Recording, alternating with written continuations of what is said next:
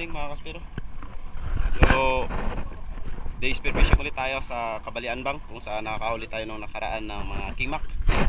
Sana ngayong araw makahuli ulit tayo.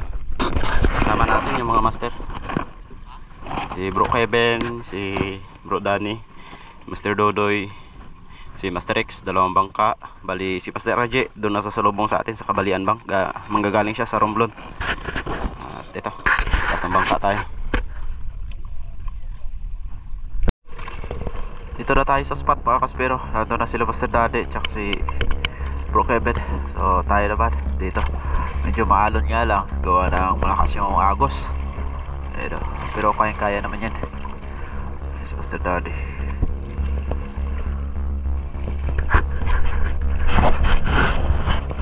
Alright, let's go.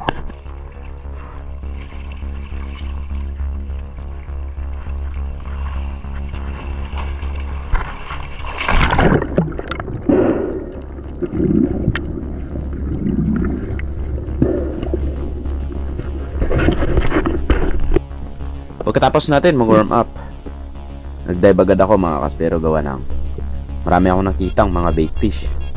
Kaya yung ginawa ko, nag-drop agad ako dahil narinig ko merong mga nag-hunt na malaki. Kaya eto, bago ako mag-drop, meron agad akong napansin na papalapit sa atin.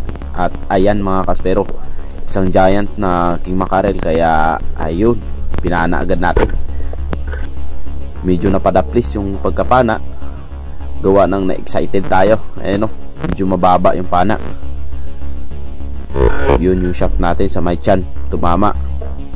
Kaya yung ginawa ko, hinayaan ko na lang yung reel natin na bigyan ng linya yung kingmak natin para hindi matanggal. At sarap sa pakiramdam kapag ganyan tunog ng reel natin. Kaya hinayaan ko na kung hanggang saan yung lakas niya mga kaspero, gawa ng medyo mahaba yung reel line natin. At hindi ko siya hinatak hanggat hindi siya manghina mga kaspero, para hindi makawala. Hinayaan ko lang talaga siya.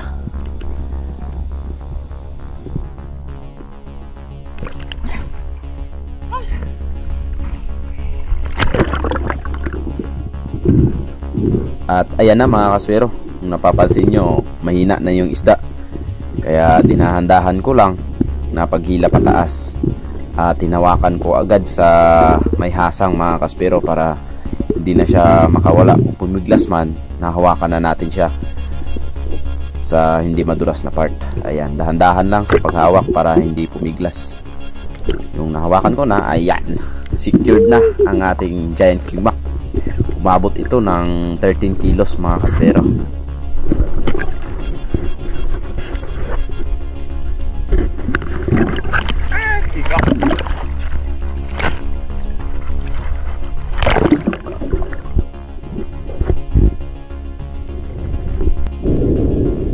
Sayang, ito na sana yung pangalawang kingmak natin.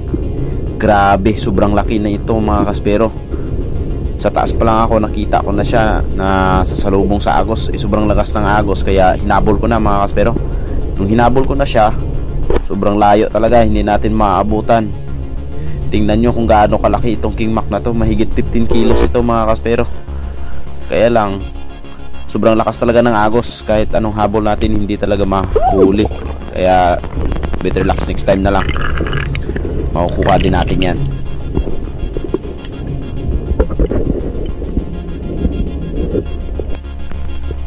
Sa part na to, nag-drop ulit tayo, gawa ng marami akong nakitang mga slick unicorn at merong mga labahita.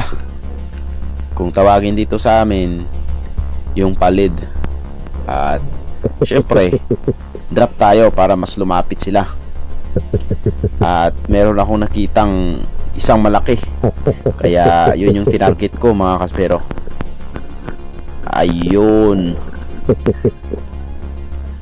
Kaya nung nagka-chance na akong panain, pinana ko na para dagdag sa huli natin. Yun, sa pool mga kaspero. Ang ganda ng pagkatama natin, gitnang gitna. Ang sa pool.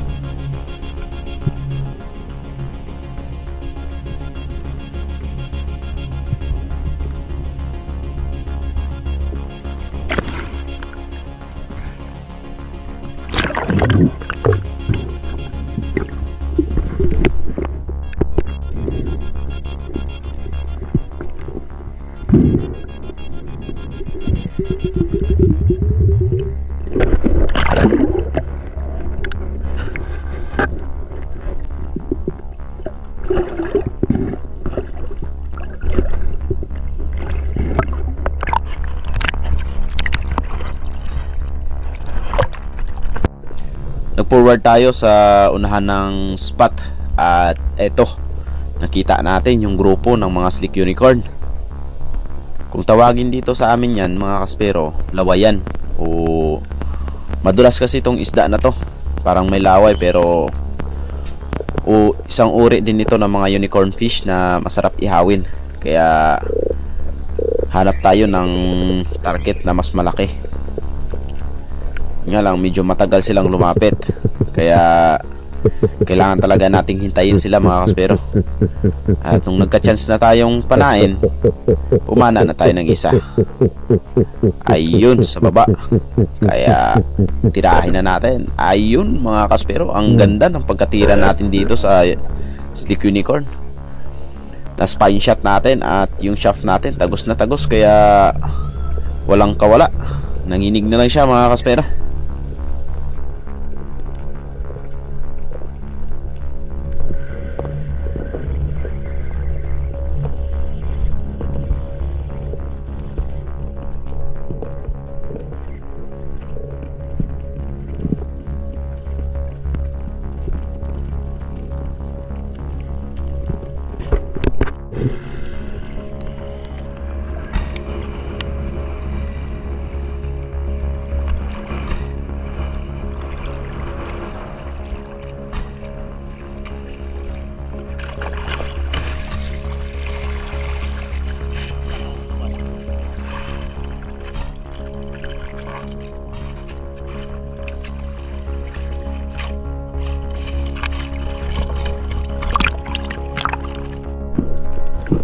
Dito naman tayo bumaba sa may gilid na part at nagulat ako.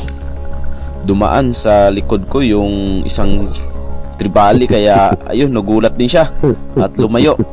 Ngunit hintayin natin yan mga kaspero, baka babalik. At nakita ko nga merong dalawang sasalubong sa atin kasi napakaraming mga ilak doon sa unahan na part. At syempre dito tayo sa mga GT, ayan, merong dalawa, kaya panain na natin to. Tagos na tagos mga kaspero. Ang ganda ng pagkatama natin dito sa isang to.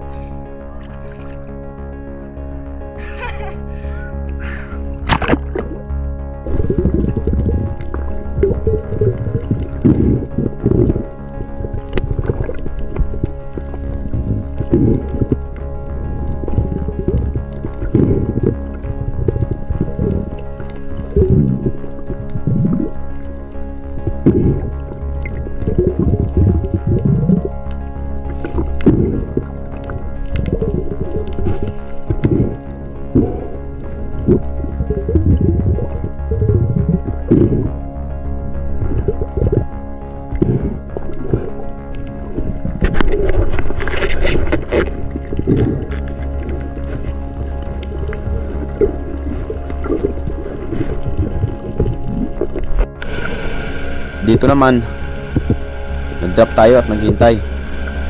Ayan, meron tayong nakitang isang malaking dugto tuna. Kung tawagin dito sa amin, pugok. Napakasarap ng isda na to, ngunit ayaw magpakain. Malayo yung distansya niya sa atin at sobrang ingay ng sasakyan. Dumaan kasi yung service ng mga Coast Guard, kaya sobrang ingay talaga. Siguro nabulabog din siya, kaya hindi lumapit sa atin. Pero okay lang, balikan na lang natin. Next dive natin mga kaspero.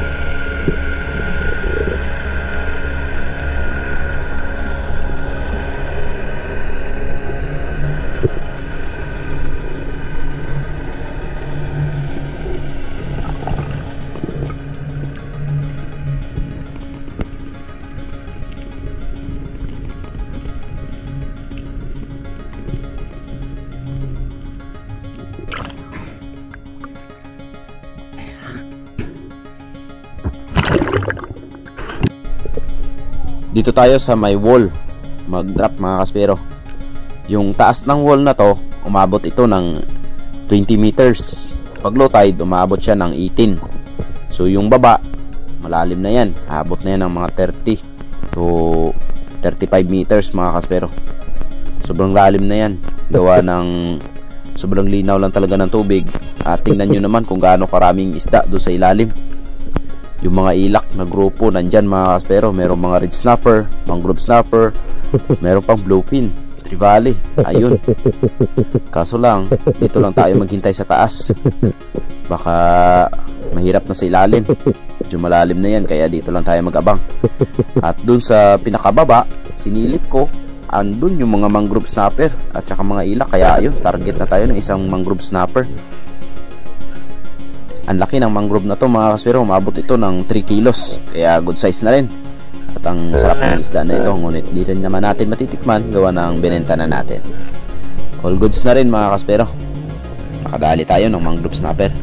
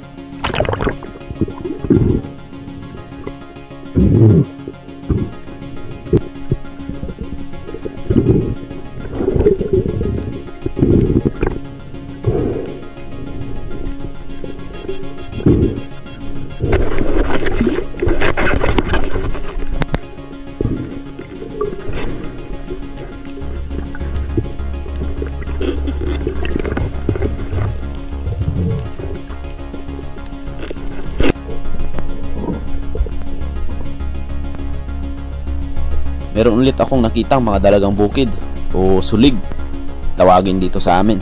Grupo na naman sila, kaya ibig sabihin merong mga naghahunt sa kanila like dugtutuna o king mackerel. Kaya eto, drop tayo at maghintay mga kaspera. Baka merong dumating. Kaya ayan, tingin-tingin tayo sa paligid. At napansin ko merong papalapit sa atin na isang mahabang isda mga kaspero.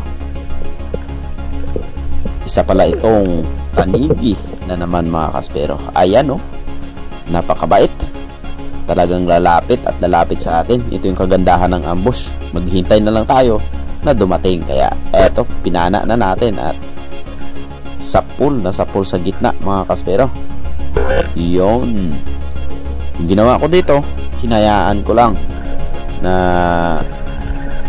hilahin yung tali natin para hindi lumaki yung sugat ng isda mga kaspero.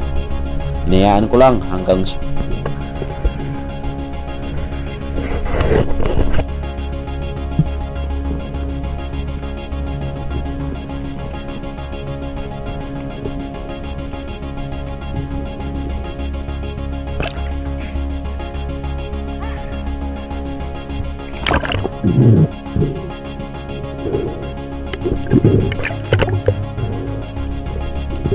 at ito na siya. Tingnan nyo mga kaspero, nanghina na talaga yung isda, halos wala ng lakas. At yung sugat niya hindi masyadong lumaki. Ayan, all goods. King Mac na naman.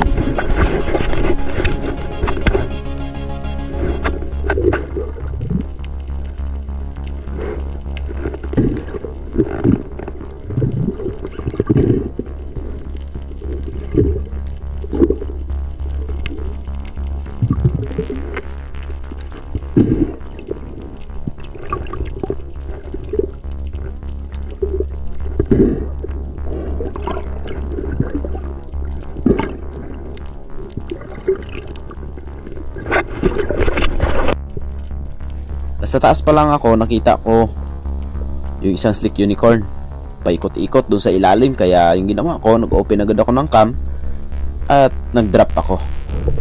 Pero habang pa-drop ako sa ilalim, meron akong napansin na pawikan nasa gilid ko mga kaspero. At merong mga kasama pala itong slick unicorn. Marami pala sila sa unahan. Ayan yung pawikan at merong bayang o batfish na kasama. Pero yung target natin dito, yung slick unicorn. Ayun, paikot-ikot para maghihintay pa rin tayo mga kaspero. Baka may lumapit na giant trevally o kaya king mac. Hintay lang tayo ng konti, total may hangin pa naman tayo.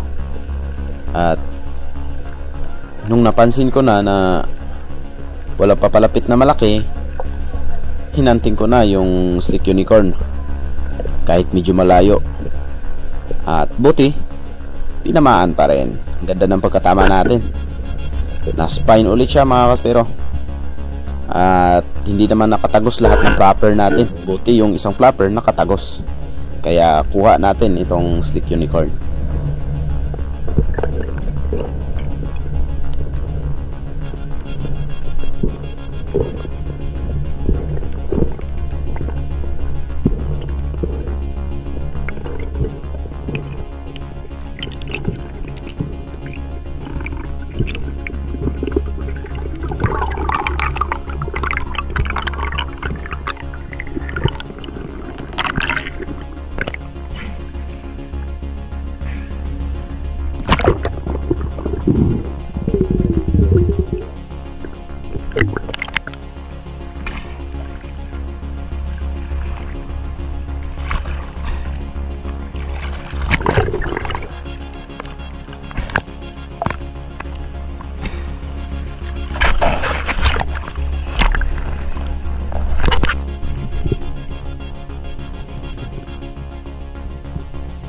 Ito na yung last drop natin. Paahon ako kanina, hindi ako nakapag-open ng cam.